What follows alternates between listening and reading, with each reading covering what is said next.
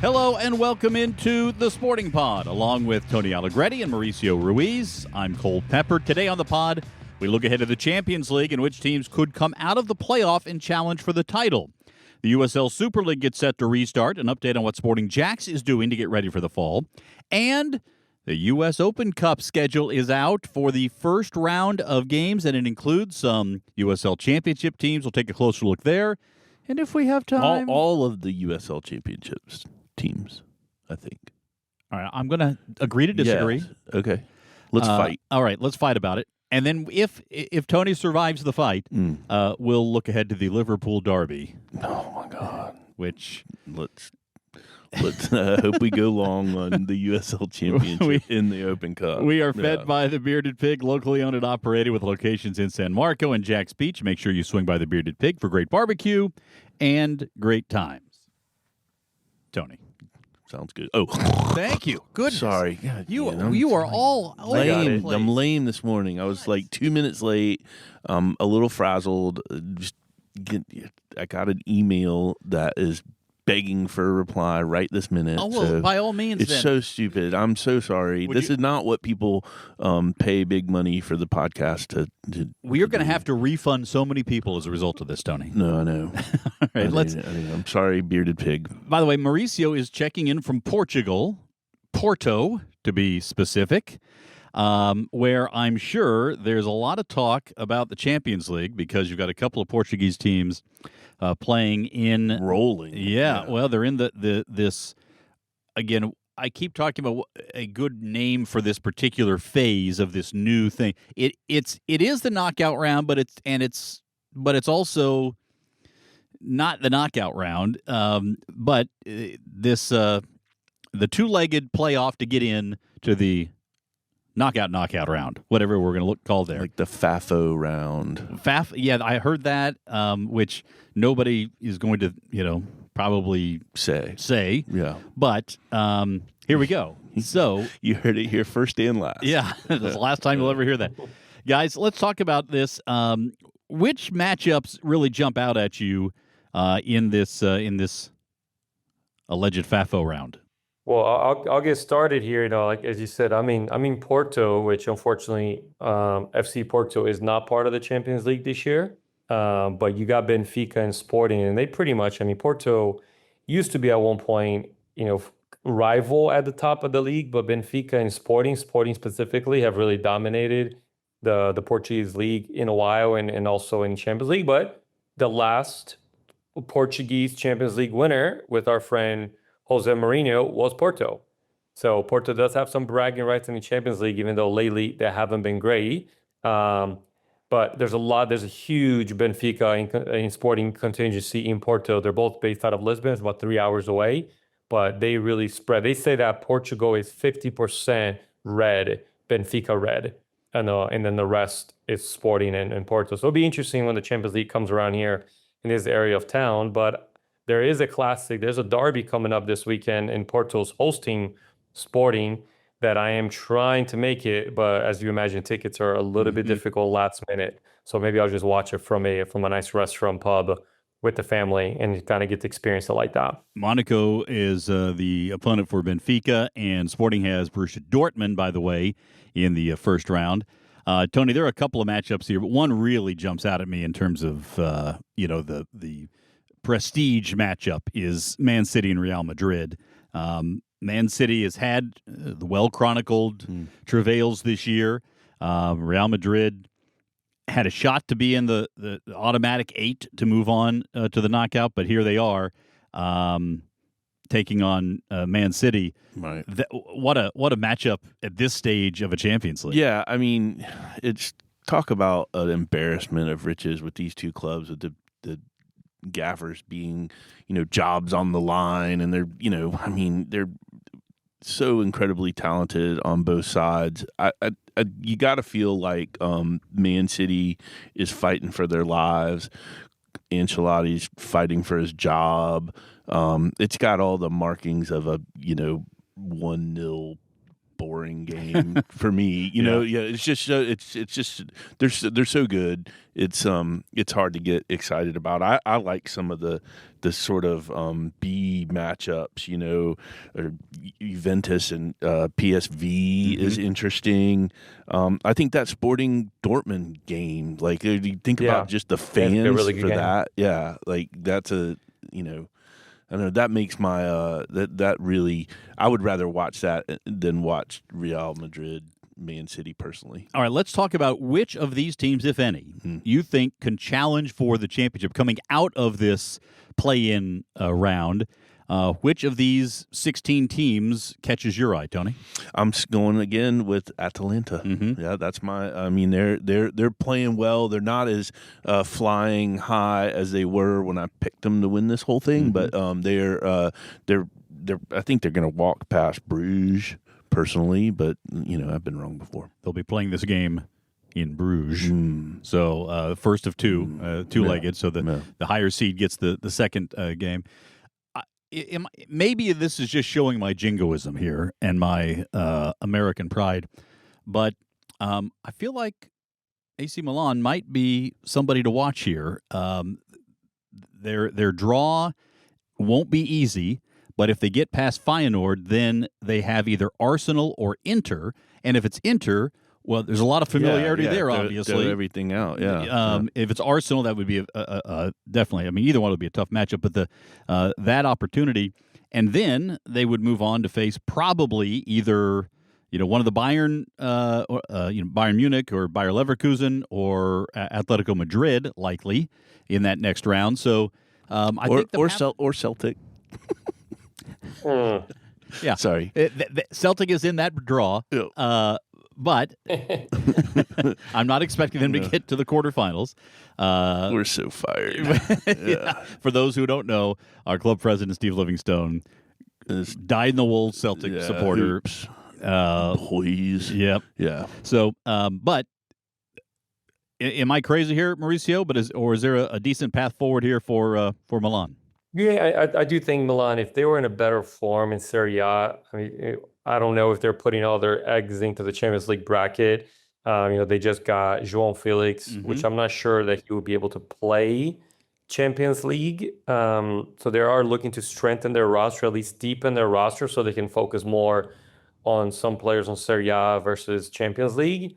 But they've struggled. Yeah, they struggled a little bit in Serie A. They're in 8th place right now, which is not a place where you see AC Milan play. So unless they kind of catch fire, they had a good, not great Champions League first round run. So they look okay.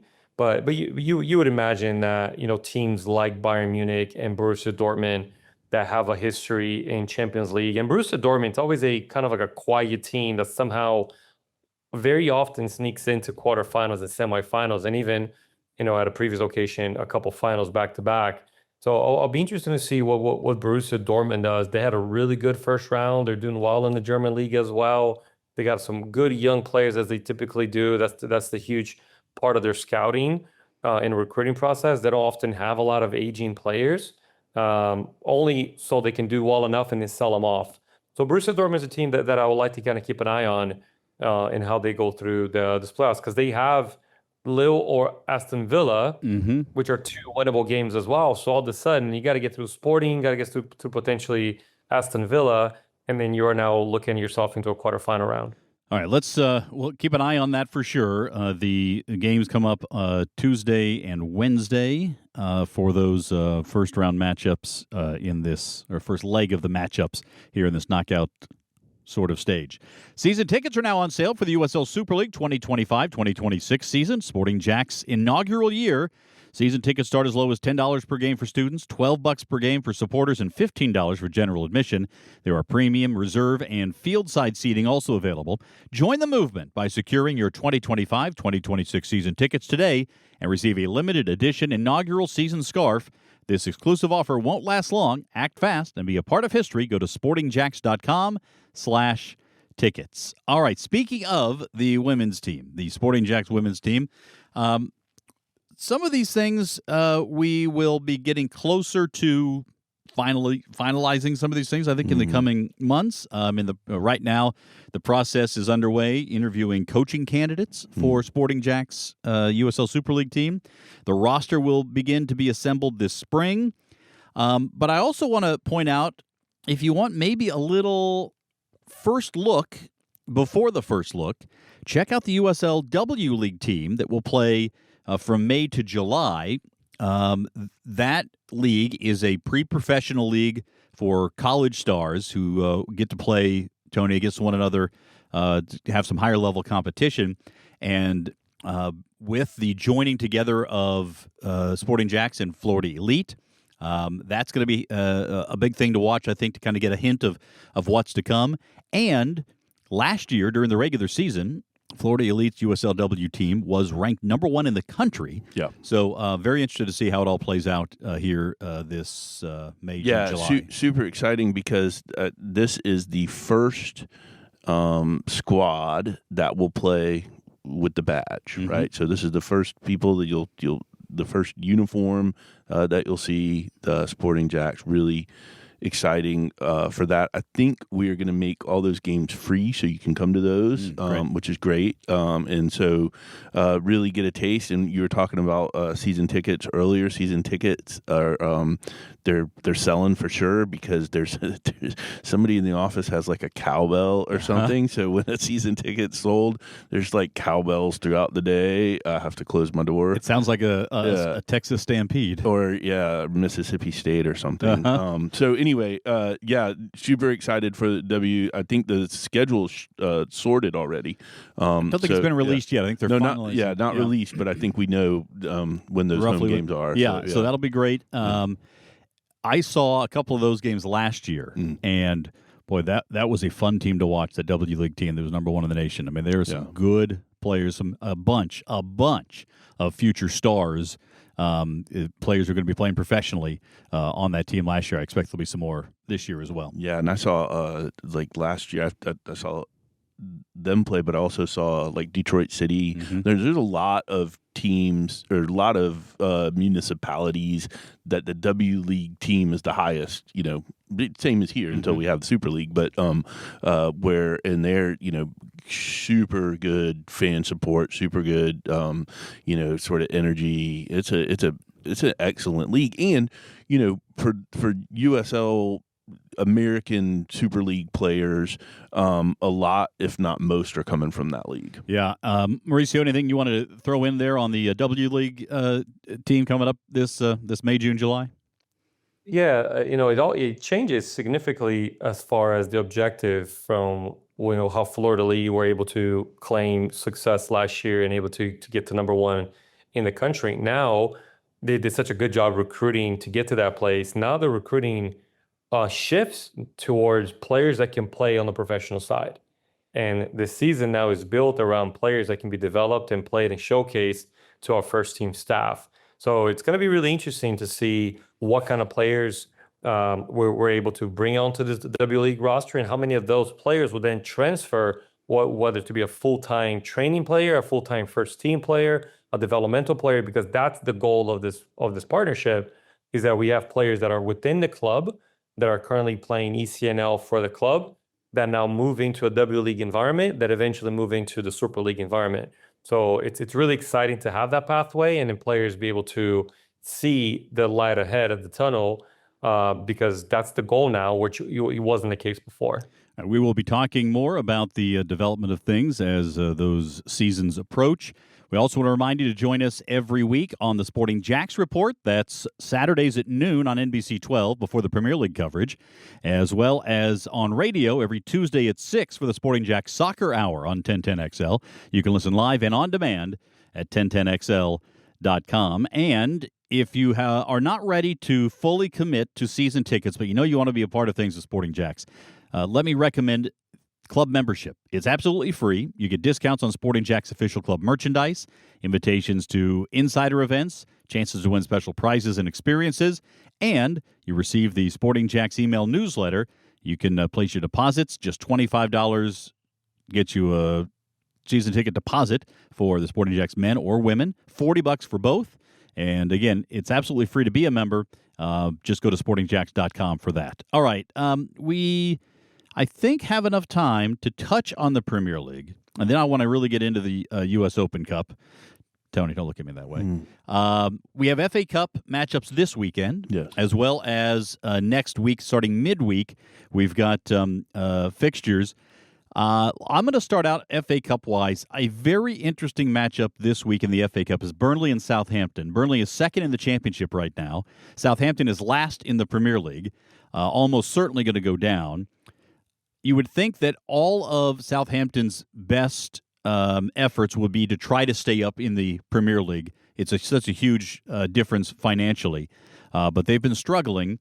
So we'll see how this plays out. Burnley, obviously, not that they don't care about the FA Cup, but it really matters for them to do what they do in the championship to try to gain promotion. So I think it's going to be interesting to see how both clubs kind of approach this thing, Tony. Yeah, and it's out at Southampton, correct? A little bit easier there, yeah. I think, for Southampton because Turf Moor is really tough place to play. Yes. And Burnley's a good club. They're probably coming up. Southampton's probably going down. I agree with you. This has got intrigue because they're kind of going to see each other at the airport. Right. Yeah. So two ships passing. Yeah, exactly. So I don't know. It's the magic of the cup, right? Like, can you imagine? Like, we're going to talk about U.S. Open Cup next, but can you imagine like Man City saying, you know what, we're not going to play in the FA Cup? It's just like You would never, right? Yeah. Like, and so I don't think they can. In fact, no, right, and that's how it should be. Yes, because when Fulham rolls into Wigan, like your Wigan's going to be up for it, right? And you get these matchups that are outstanding, and you get this cross league fervor. It's amazing. We need to get that back. Yeah, Mal, what about you?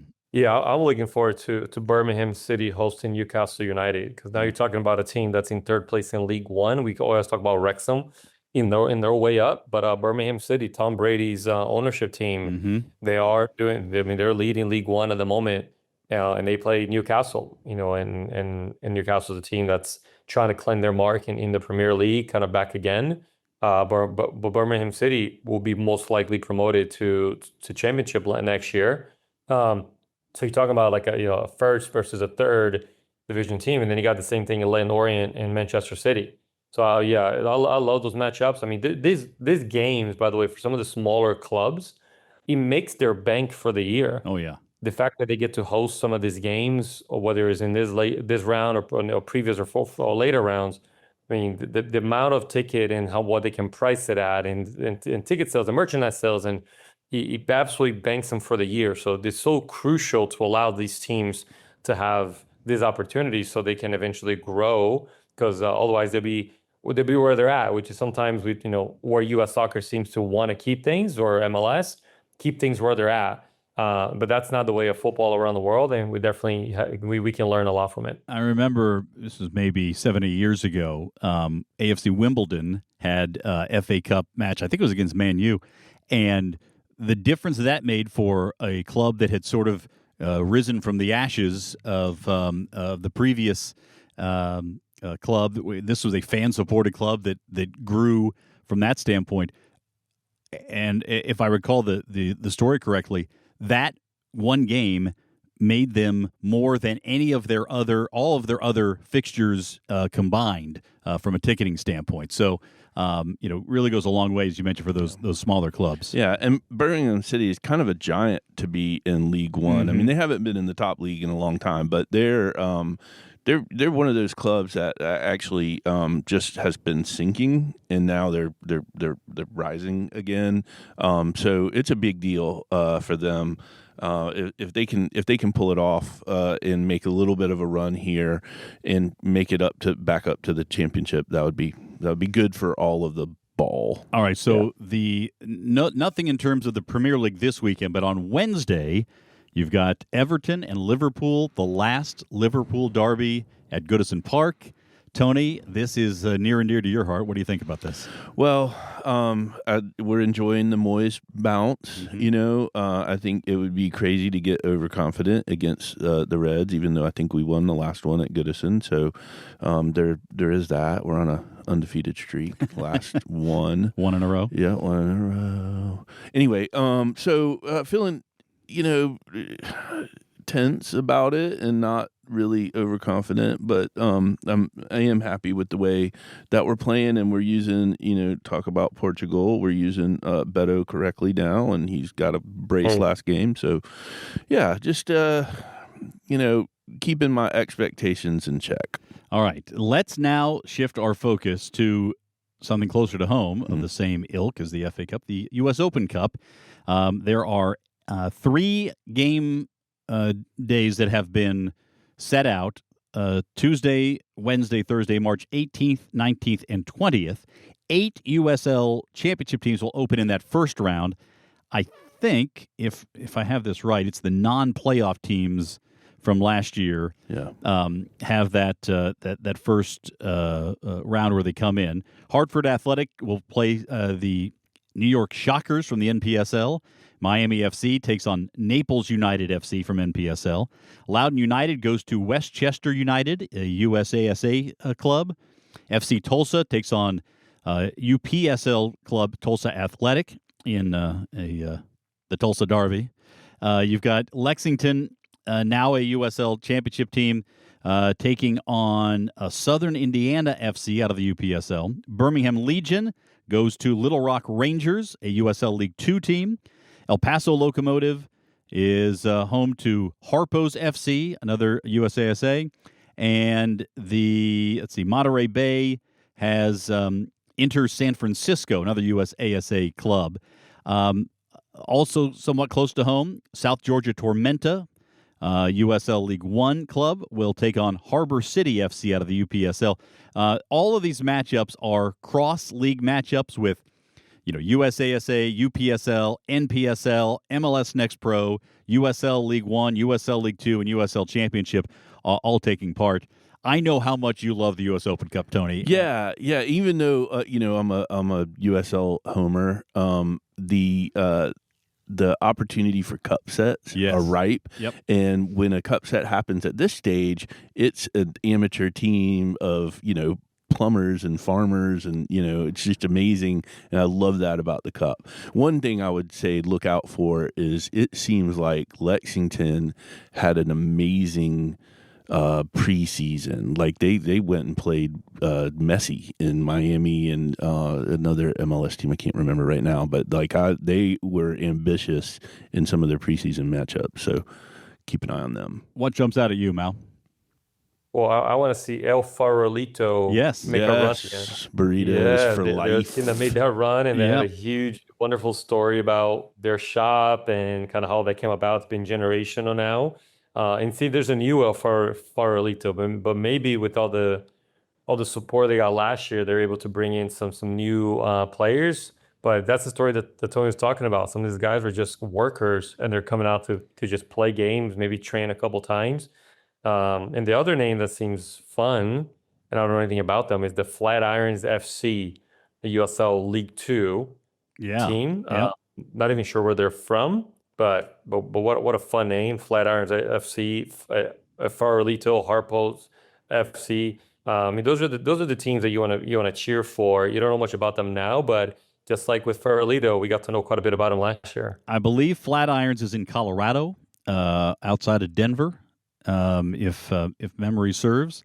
What's the team? It starts with a C. It's a liquor store. They made a run. Oh man, I'll come up with it. Okay.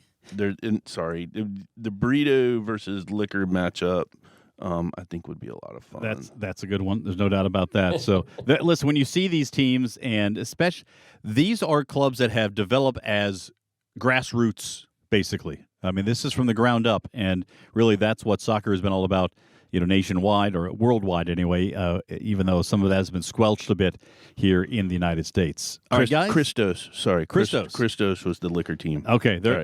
Soda City FC is playing in this one. I mean, there's some great names to find in here. And we'll be following that once we get to March and looking forward. And by the way, this time next year, we could be talking about Sporting JAX having their schedule for their debut in the U.S. Open Cup. Should be. So the countdown is on. All right, guys, thank you so much. Mauricio, enjoy things in Portugal. We will look forward to seeing you on TV on Saturday. Tony, thanks so much.